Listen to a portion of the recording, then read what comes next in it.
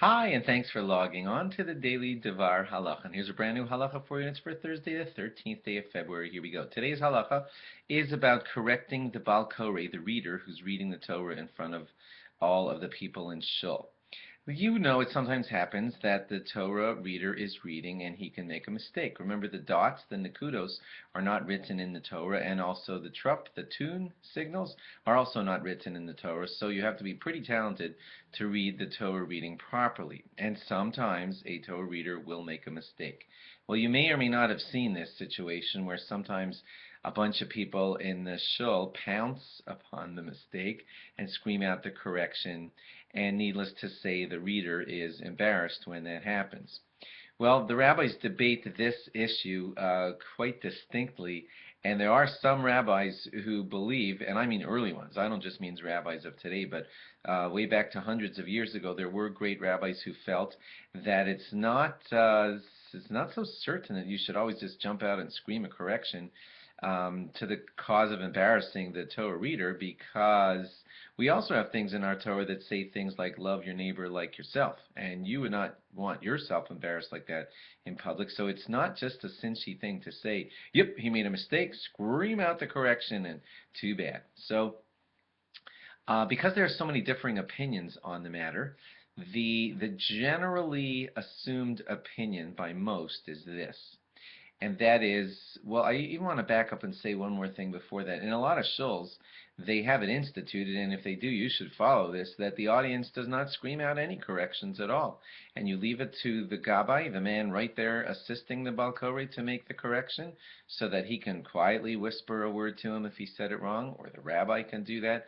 But to have random people in the audience just do that at will is considered by many shuls inappropriate. So before you bark out your next correction, make certain that it's even considered acceptable in that shul. They may in that shul want just the man at the standing right next to the Bal Koreh, the reader. They might want him making the corrections and no one else.